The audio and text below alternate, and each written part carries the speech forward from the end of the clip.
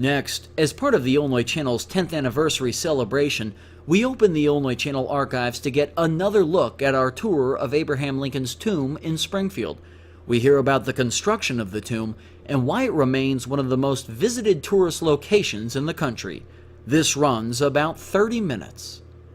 As we tape here at Oak Ridge Cemetery, it is 140 years after the death of Abraham Lincoln, and yet this tomb of Abraham Lincoln's is one of the most visited tourist sites in the country. In fact, because of it, Oak Ridge is second only to Arlington Cemetery as far as the number of people visiting any cemetery. And we're going to be taking a tour of Lincoln's tomb in Oak Ridge Cemetery and finding out what there is to see here. And we're joined with Luke Cummins. Luke, tell us what you do here. Well, I'm a historic site interpreter for the state of Illinois, and we do a lot to help with the tourists that come in here. People doing filming, people from all over the world, especially from Europe. We get them every day. A slow day might be 1,000 people here at Oak Ridge Cemetery, yes. And that's what I was going to say. How many people come in the course of a day? So 1,000 is a slow day. That's a slow day, yes. Actually, a busy day, we've had up 3,000-4,000 and upwards of 3,000-4,000 in a single day before.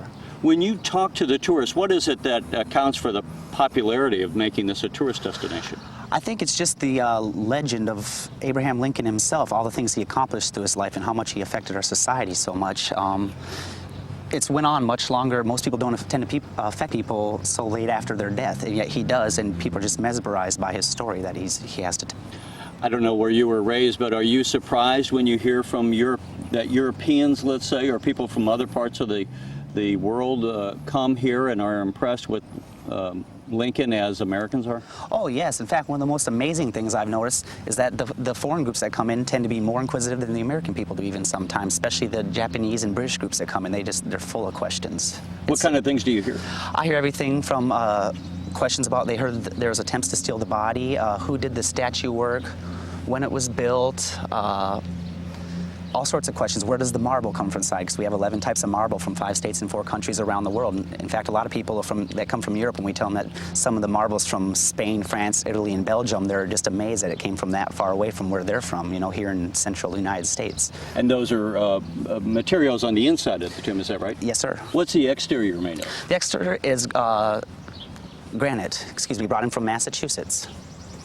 And as we'll get a closer look as we go along, but some of the other things that we see as we look at the exterior, some of these, there's Civil War statues on the exterior. What's the story behind those? Oh yeah, those are really great. Those are a great story because all the money that was raised here in Springfield was done by a group called the National Lincoln Monument Association. They were 15 men that really admired Lincoln and were colleagues and friends of the family. And those were the only donation, those statues up there, from the federal government. Those were actually 65 Civil War cannon barrels that were donated. And then Larkin Meade, the architect of the tomb, cast those into the infantry, navy, cavalry, and artillery, the 4 groups that Lincoln commanded during the Civil War. How much land is here at Oak Ridge Cemetery? Well, the state handles the memorials, the Korean, Vietnam, and World War II memorial, and we handle Lincoln's tomb here. And our area is about 22 acres. The whole cemetery itself is 320 acres, I believe. And aside from Abraham Lincoln, are there any notables buried here? Yes, there's four governors buried here. There's Governor Tanner right behind here. His tomb was built at the turn of the century to help the miners built that for him. There was no Occupational Safety Health Administration, so he took great strides for their safety here in central Illinois. They were so indebted that they built that. And the neat thing about, if you go up and look inside, it actually looks like the inside of a mining shaft. President Grant's daughter, Nellie Grant Jones, is also buried here nearby. Like I said, 4 governors. There's a lot of politicians from the Civil War era. That's great. And why is the cemetery called Oak Ridge?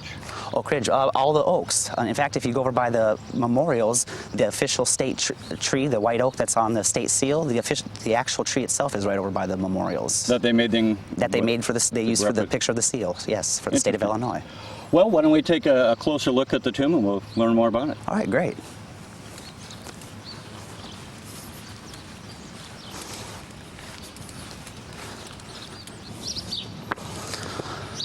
This here, Terry, is a Gutzen Borglum statue, the man that sculpted Mount Rushmore. This is one of his earlier works from 1908. He started Mount Rushmore in 1924, and people are so excited to rub the nose, and they're not really sure, they don't even know that this is one of the most famous sculptors in American history and the things that he'd done throughout his life.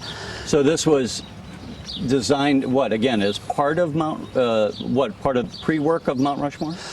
Yeah, if you actually look at this compared to the one out in South Dakota, you'll notice there's a lot of similarities. This is one of the few ones you see of Mr. Lincoln without a beard. And another thing that makes it a lot like the Mount Rushmore ones, you'll notice that there's no left ear, or Mr. Lincoln does not have a left ear, which is something that's classic Borglum. But basically, the soldiers started rubbing this in World War II for good luck, the story goes anyways. And it kind of caught on to the point that, like I said, last year about 350,000 people rubbed it, which explains why it's shiny the way that it is. Exactly, yes. That's interesting. We talked about the Civil War statues, and we'll maybe take a little bit closer look. Are there other interesting aspects before we go inside to the exterior of the building? Oh, sure. One of the things that most of the tourists miss is actually there's a stone up there between the front two statues of Servius Tullius. He freed the slaves in Rome. Basically, 1/3 of all Rome was a slave-client system. Well, why don't we go take a look? Sure, let's go.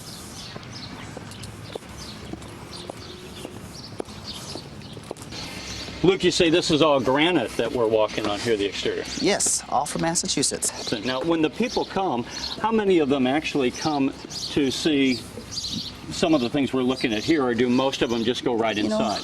I think most people come expecting to go see the headstone where Mr. Lincoln's buried, and then they're just surprised at how much more there really is out here for the people to see once they get here. I think it catches them off guard almost.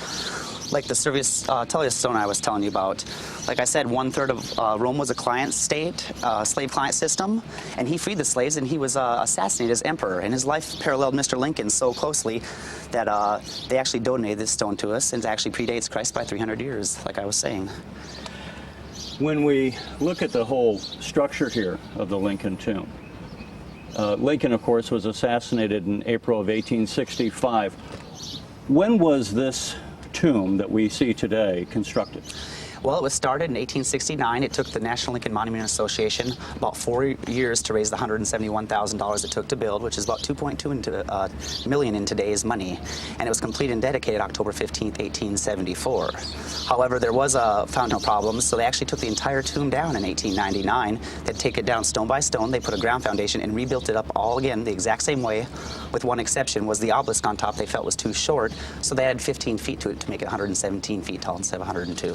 And that was then the whole thing, as we see it today, was completed in what year? October 15th, 1874. 1874.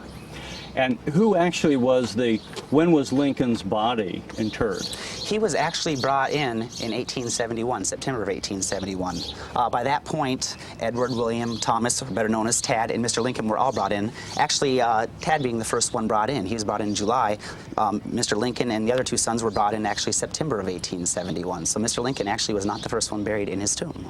Now, what about his wife, Mary Lincoln? Is she buried here, and when was she buried? Yes, sure.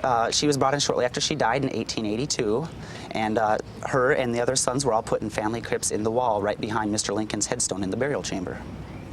Well, great.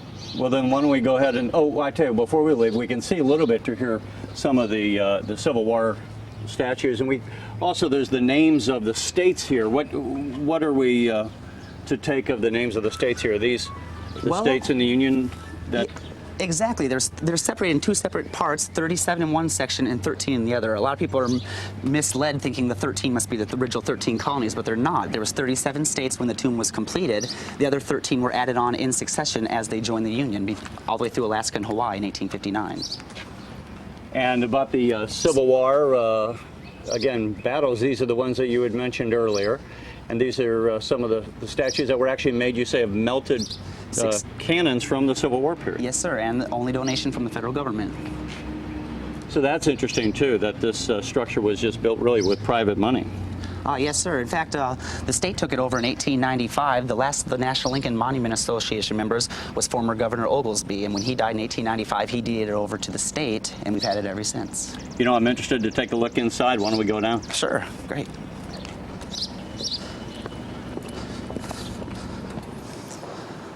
The first thing that usually catches people's eyes when they walk in is this Daniel Chester French sculpture right here.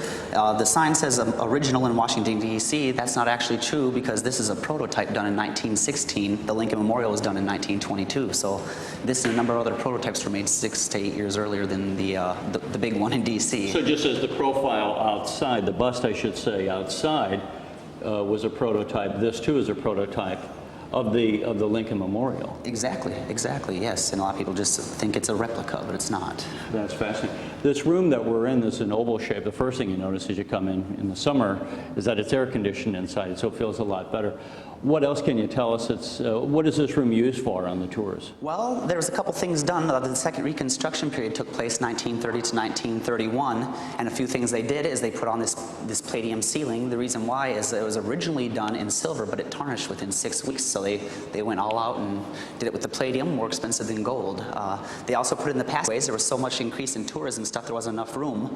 This used to originally be like a museum area. People would come in and look at a couple of exhibits, and they had a chance to buy a couple souvenirs, maybe to take home with them, and then they'd exit the door and go around to the back where you'd view the burial chamber like I was telling you earlier. They also brought in all the interior plaques and statues and the 11 types of marble from 5 states and 4 countries all over the world. That's what you were mentioning earlier as far as all the various marbles and how they came in. That surprises many of the Europeans, I suppose. Yeah, they love it. They're surprised that, they're visiting from Belgium and Italy and France and Spain, and we have marble from just down the road from where they lived. Everything's so close together in Europe. You'd also said you have roughly about, well, on a slow day, 1,000 people. How many people will you have on a busy day?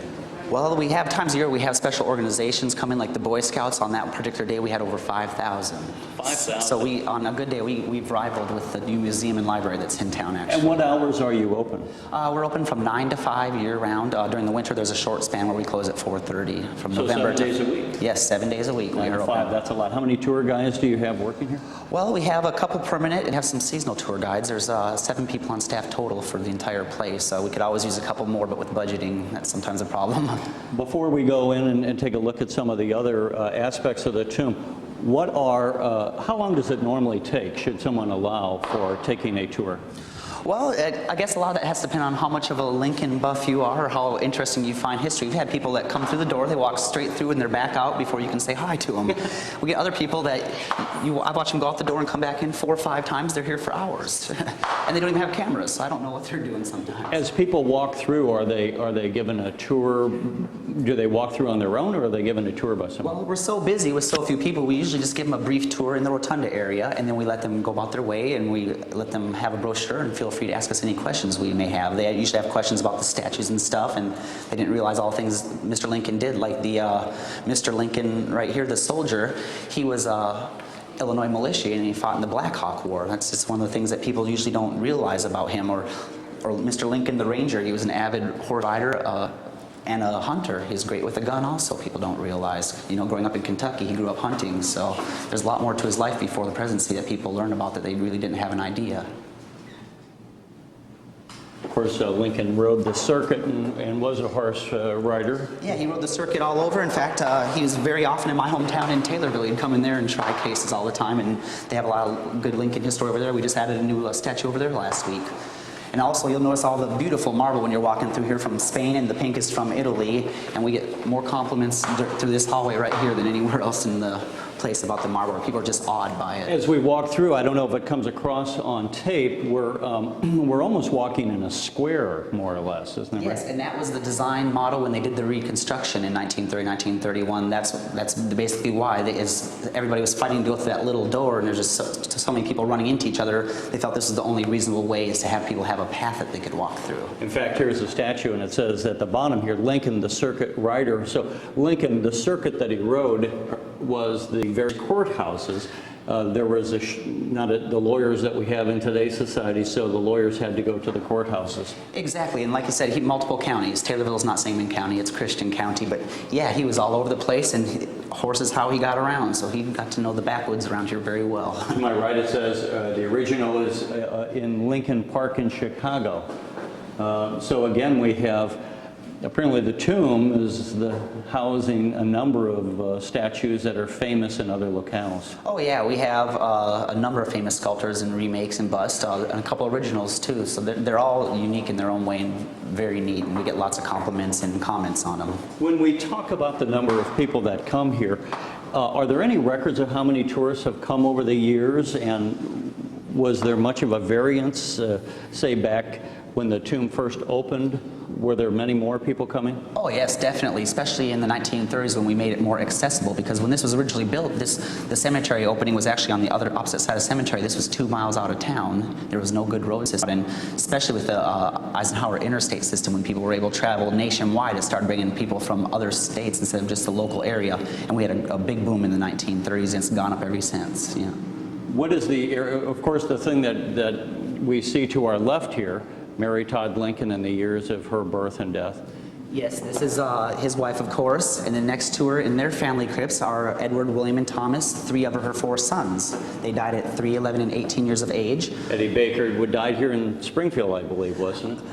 Yes, he was actually born at the end of the year. Just if you'll notice, shortly after Edward died, William was born at the same year, 1850. We also have a plaque for Robert, who is not buried here. He's actually in Arlington National Cemetery upon his wife's request. Willie, whose name we just saw, died while Lincoln was president in the White House. Yes, he was kept in a mausoleum in Georgetown Mr. Lincoln's friend owned when he died in 1862, and they were actually brought back on the funeral procession together from Washington, D.C. on the 1,700-mile trip. On the funeral Yes, train. sir.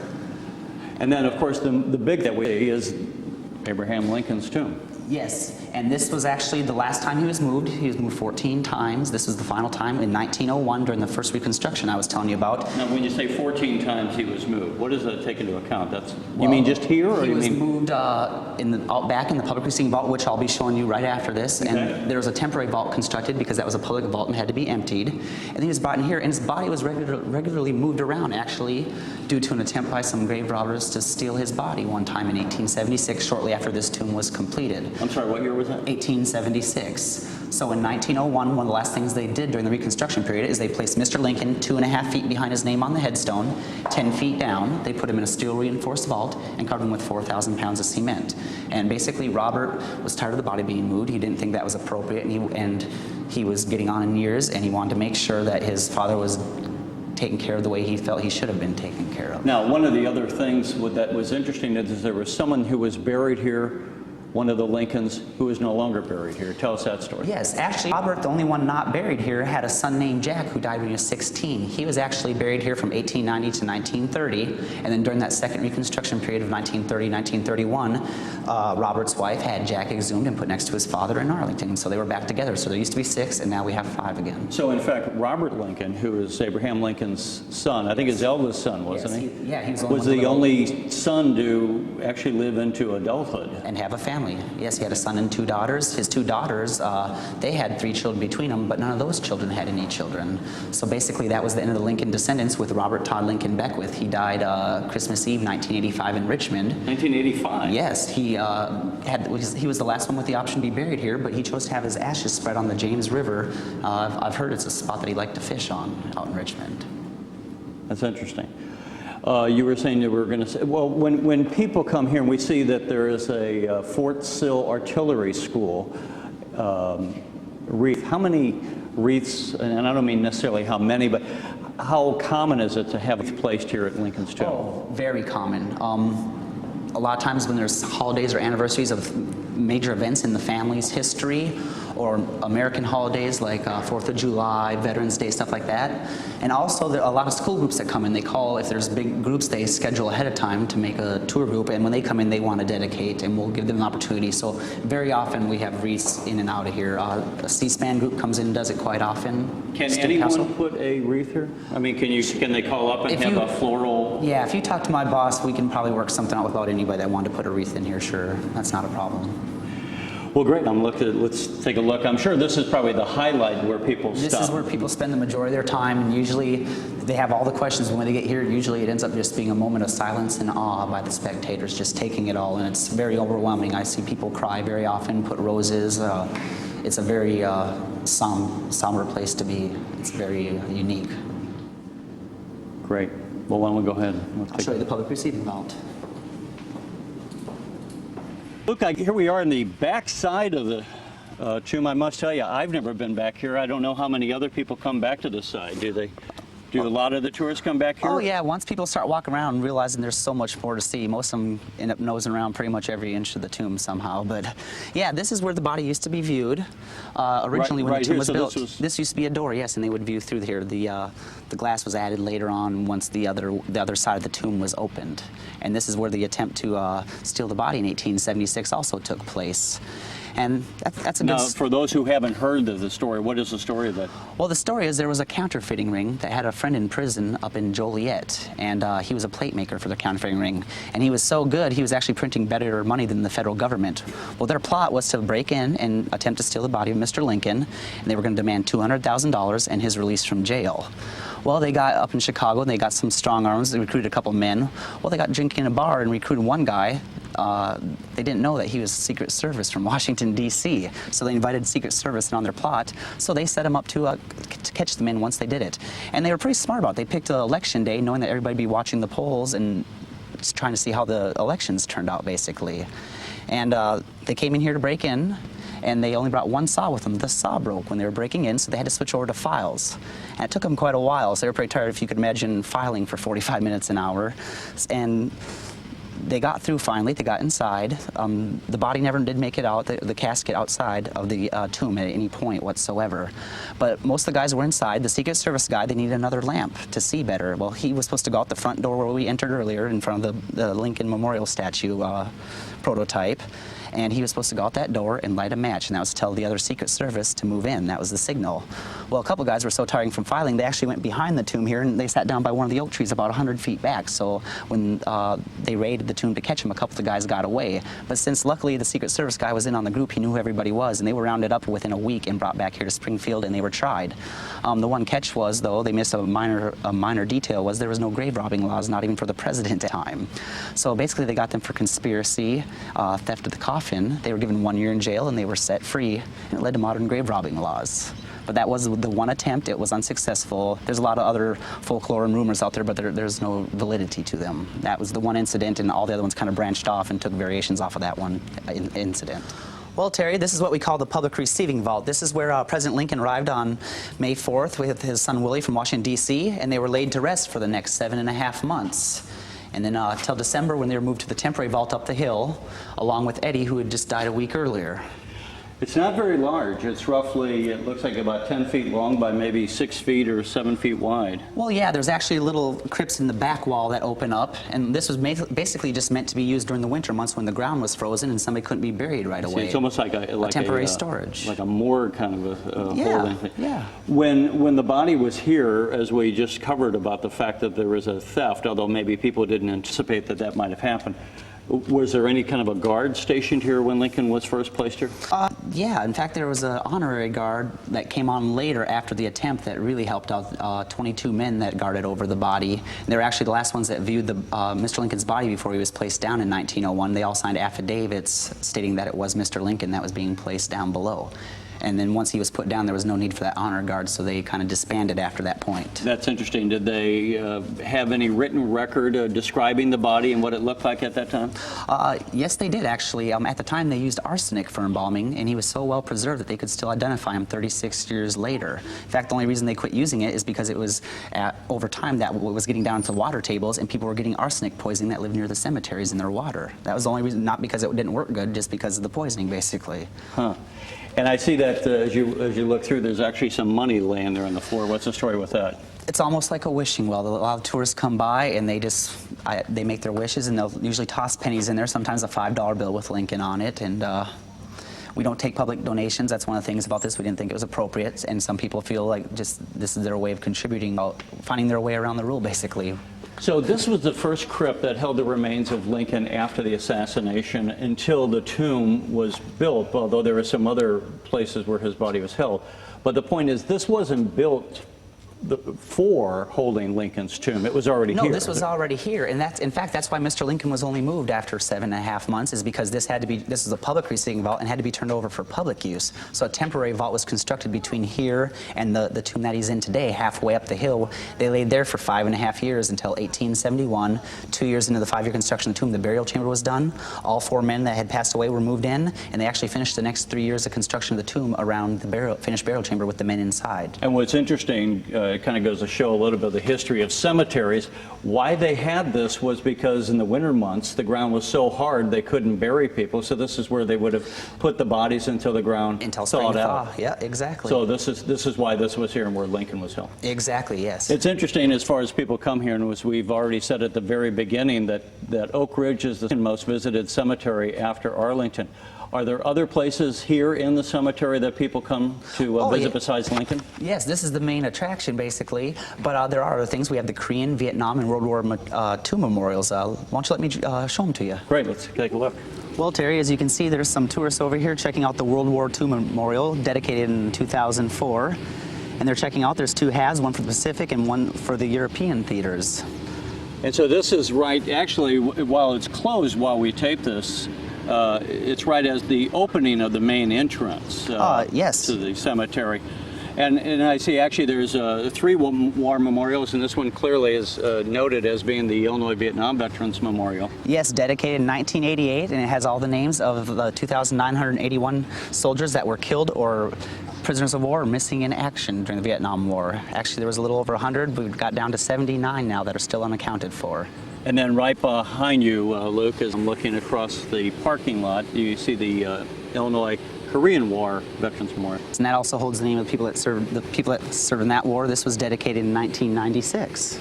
And so what events, are there any kind of commemorations that are tied to these memorials throughout the year? Well, yeah, we have a 24-hour Vietnam vigil the first full weekend of May every year, where the Vietnam veterans are out here.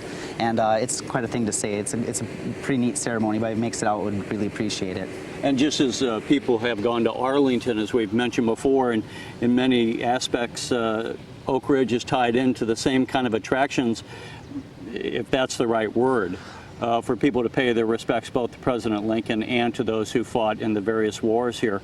So they can come out and see, just as we have the Vietnam Veterans Memorial in Arlington, or actually it's on the Mall in Washington, being a popular thing for people to come. I guess increasingly people want to come out here and pay their respects to the veterans who fought in the various wars recently. Oh yes, aside from the Lincoln Memorial, we get around 250,000 visitors out here to these also every year, so it's very busy out here. That's also. an amazing number. Yes, definitely. And interesting that each of these memorials have really just been built within the last 20 years, so it goes to show that Oak Ridge just continues to evolve and develop.